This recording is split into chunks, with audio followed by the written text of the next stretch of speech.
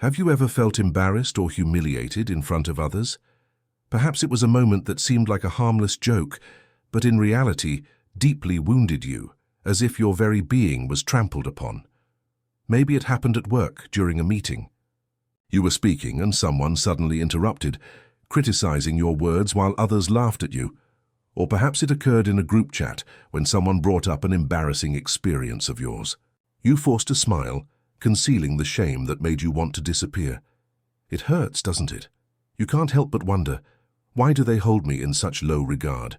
How can I respond without appearing weak or aggressive? If you've experienced this, you're not alone. We all encounter such moments that touch our inner vulnerabilities, but did you know there's something you can do? While you cannot dictate the behavior of others, you can govern your own response. This is where understanding the power of the individual psyche and the projection of shadow aspects comes into play. In this video, we'll explore how to garner the respect of others immediately without resorting to arrogance or conflict. All it takes is a conscious effort, authentic behavior, and self-mastery. Consider this insight from depth psychology. The truly strong individual isn't the one who demeans others or craves external validation. The truly strong individual maintains inner equilibrium and acts with genuine kindness, even when faced with negativity. As Carl Jung observed, our inner world shapes our experience of the outer world. When you grasp this, you tap into a profound source of strength.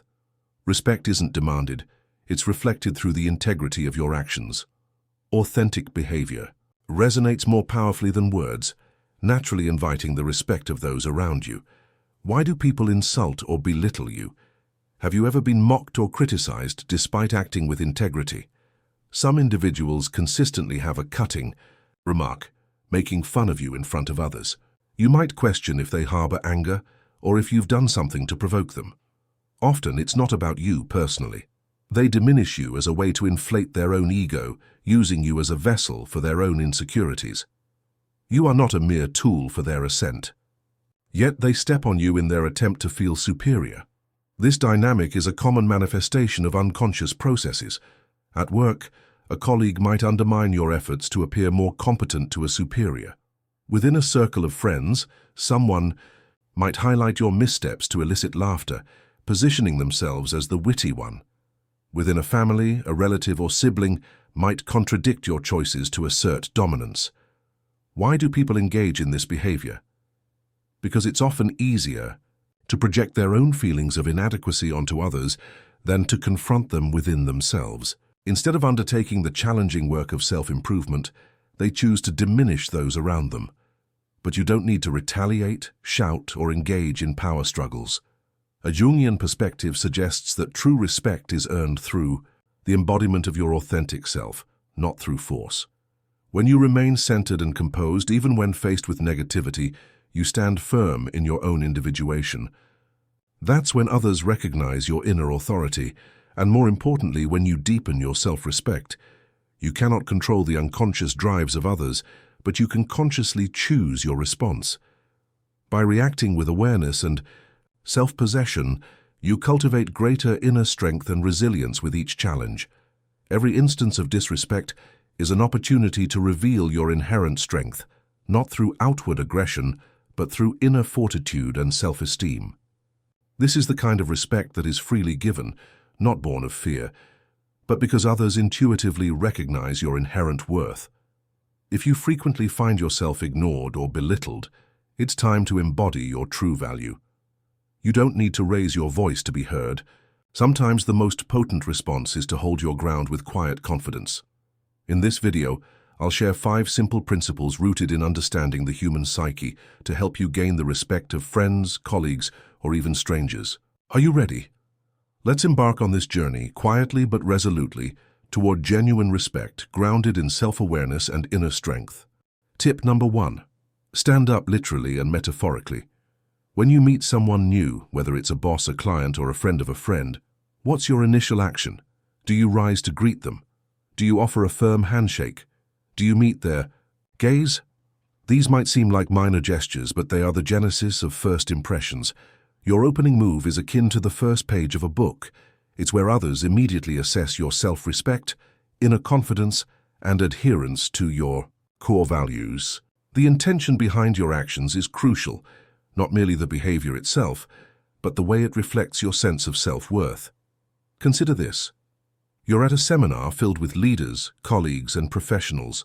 Among them is an individual who, though reserved, commands attention. When approached, they stand, offer a handshake, and make eye contact. They are neither loud nor ostentatious, yet their presence is palpable. Even when offering a simple thank you to service staff, they rise and maintain eye contact, not for show, but because their actions are congruent with their inner sense of self.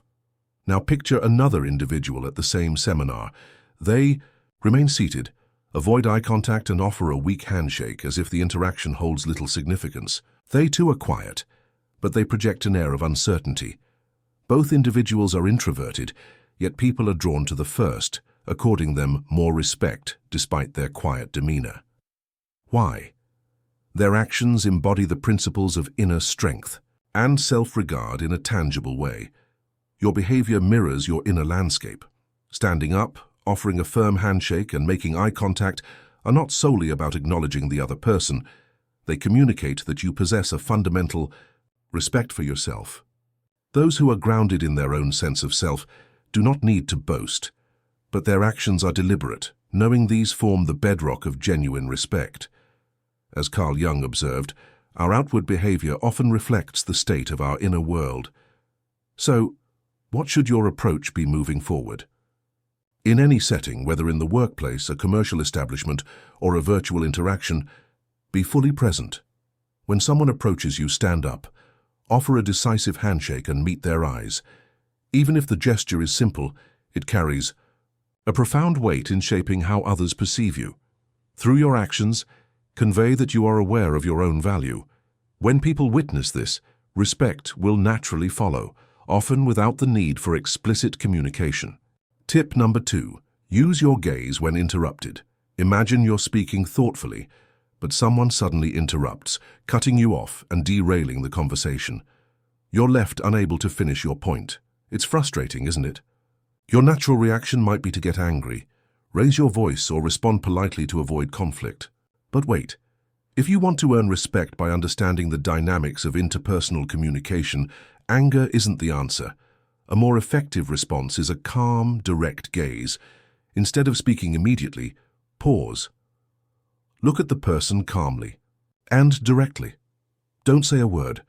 Show no anger or irritation, just a steady gaze that silently communicates, "I see what you did, and I don't need to shout to prove it." This approach is powerful because not everyone can remain silent. In such moments, most people react impulsively when embarrassed, fighting back or retreating. But those with inner composure choose silence with strength, and that commands respect. Carl Jung might suggest this reflects a strong ego boundary and an awareness of one's own psychic space. For example, picture yourself at a family dinner, sharing a funny story while everyone listens happily. Suddenly, a relative interrupts with a joke at your expense, leaving you embarrassed. Instead of responding right away, you look at them quietly but directly. No emotion, no smile, no irritation. The room falls silent. Everyone feels the tension. The interrupter grows uneasy, and after a few seconds you calmly continue saying, "As I was saying earlier, there's no fuss, no shouting, yet you hold the respect and attention of the room." The lesson? When interrupted, you don't need to shout or show anger. Use your eyes, a simple, calm but firm gaze. The person will feel your presence and composure. Then gently steer the conversation back, saying something like, "Let's return to what I was discussing," or, "As I mentioned earlier."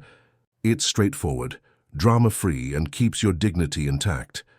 This approach teaches others that they can't simply cut you off or belittle you, not because they fear you, but because they sense your self-respect. A person with a strong sense of self isn't quarrelsome or showy. They're quiet but firm, and their gaze can be more impactful than any verbal reprimand. Tip number 3. Ask them to repeat. When laughed at, have you ever been the target of a joke or laughter in front of others? They call it just a joke, but you feel the sting. You know it's not funny, and it's aimed at you. You might be too shy to speak up. If you laugh along, it seems like you're okay with it. If you get angry, you risk looking foolish. It can feel like there's no way to win. But don't worry, there's a simple, dignified way to reclaim your self-respect. Without arguing or fighting, the secret: ask them to repeat. This action can disrupt the dynamic of the interaction and force a conscious re-evaluation of the statement. When someone makes a rude or embarrassing joke about you in front of others, don't laugh or say it's okay. Instead, stay calm. Look at them directly and say, "Please repeat." This is powerful because when they try to repeat the joke, it loses its impact. The timing is off, the laughter fades, and others often realize the comment wasn't funny. It was a projection of some unconscious content. Your calm request exposes the underlying dynamic without you needing to raise your voice. Carl Jung might interpret this as bringing the shadow aspect into conscious awareness.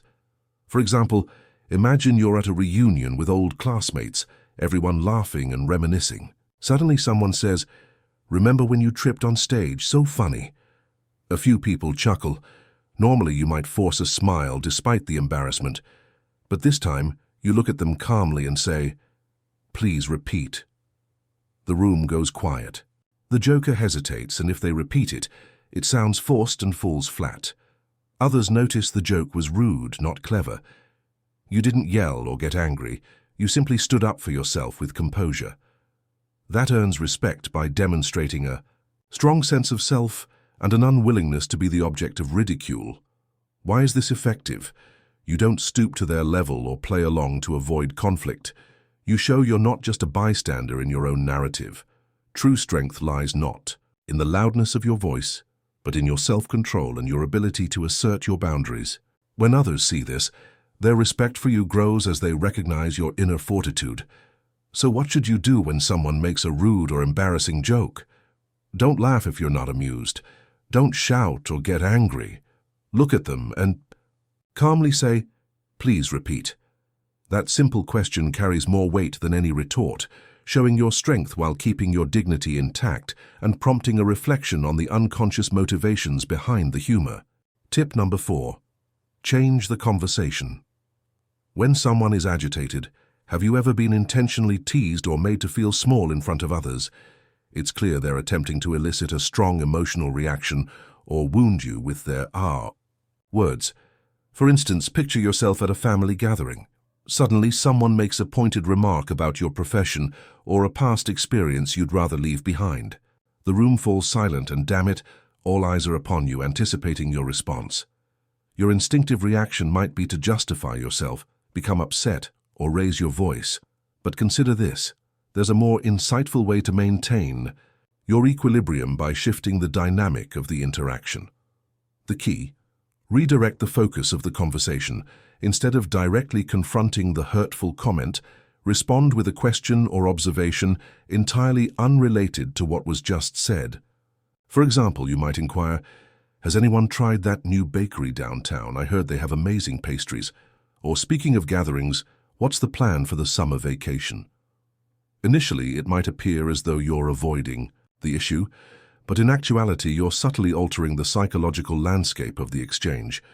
You don't engage with their attempt to provoke an emotional outburst, yet you also preserve your inner composure. Carl Jung might view this as a way of deflecting negative projections and re-establishing a more balanced psychic field. Here's an illustration. At a social event, a colleague remarked in front of others, "So, how's that project of yours? Coming along? Last I heard it was facing some challenges." The underlying criticism was evident. Instead of becoming defensive or offering a sharp retort, I smiled and said, "Oh, has anyone seen the artwork in the hallway? I find it quite intriguing." Others chimed in. The awkward tension dissipated, and the colleague didn't pursue the initial line of questioning. I didn't belittle them, but I demonstrated that I wouldn't be easily drawn into a negative.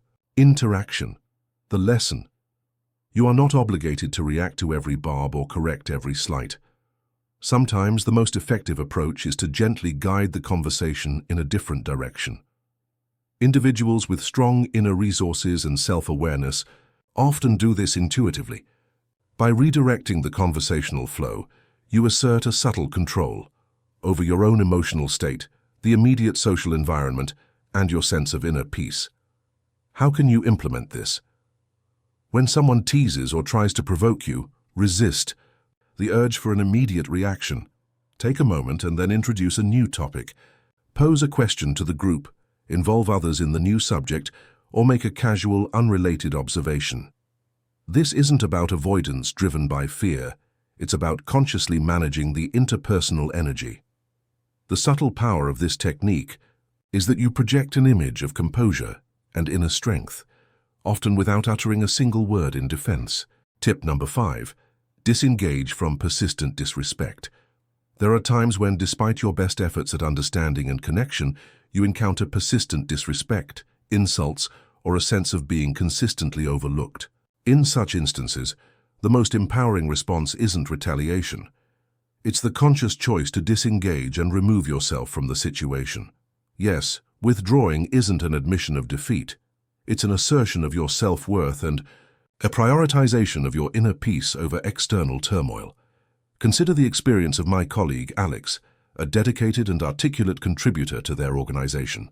Despite their competence and commitment, their supervisor consistently undermined them in public settings, dismissed their ideas without consideration, and even engaged in subtle forms of mockery. Alex initially felt compelled to prove their value, but the more they strived, the more depleted they became. One day, during a crucial presentation they had invested significant energy in, their supervisor once again interrupted, dismissing their input arbitrarily. This time, Alex didn't engage in argument. They calmly closed their laptop, stood up, stated, "I will be taking my leave," and exited the room. No outburst, no theatrics, simply a firm declaration of their boundaries. The following day, they submitted their resignation. Within a few months, they found a new professional home where their skills and principles were genuinely appreciated. Alex didn't leave because they were vanquished. They left because they possessed a deep understanding of their own value. Carl Jung might interpret this as a necessary act of individuation, recognizing when an environment is toxic to one's psychological well-being. The lesson here is that you are not obligated to remain in environments where your inherent worth is not acknowledged. You shouldn't have to engage in a constant struggle for validation or attention. From a psychological perspective, you cannot force others to recognize your value, but you can exercise your agency by choosing to step away to safeguard your sense of self. True strength isn't always found in enduring mistreatment. Sometimes it manifests as the quiet wisdom to remove yourself when the situation becomes psychologically damaging. When is it the appropriate time to disengage? When you are repeatedly subjected to disrespect despite your efforts to communicate effectively, when the ongoing stress and negative interactions erode your psychological health, or when your contributions are consistently ignored or met with disdain. If you sense that your sense of self is being diminished, choosing to leave is not a sign of weakness. It's an act of self-preservation. Individuals who prioritize their inner harmony over external conflict ultimately garner respect, not through demands, but through the quiet strength of their self-respect. Conclusion: embrace inner authority. Now that we've explored 5 insightful approaches to fostering respect, here's the central understanding. You don't need to demand respect from others. True respect doesn't arise from aggression, self-aggrandizement, or pleading. It emanates from embodying your inherent value with inner authority. When you present yourself with presence, maintain your composure amidst provocation, navigate challenging interactions with awareness, redirect negative exchanges, and recognize when to disengage to protect your inner peace, respect often follows as a natural consequence. Most significantly, the deepest respect originates from within your own psyche. Moving forward, navigate the world with a quiet sense of inner strength. You are not obligated to constantly justify or explain yourself. Your authentic self radiates its own truth. If you feel compelled to share your experiences or simply affirm, "I am worthy of respect," know that you are part of a larger journey towards self-awareness and psychological integration. Carl Jung emphasized the importance of recognizing and integrating our inner authority. Don't forget to enable notifications to stay informed about our upcoming explorations into the depths of the human psyche. As a further resource, consider exploring the linked videos here to deepen your understanding of self-respect, inner discipline, and the process of individuation. Thank you for engaging with this exploration. We look forward to our next encounter. Remember, your inner world holds immense power, and when you act from a place of inner conviction, you are a force to be reckoned with.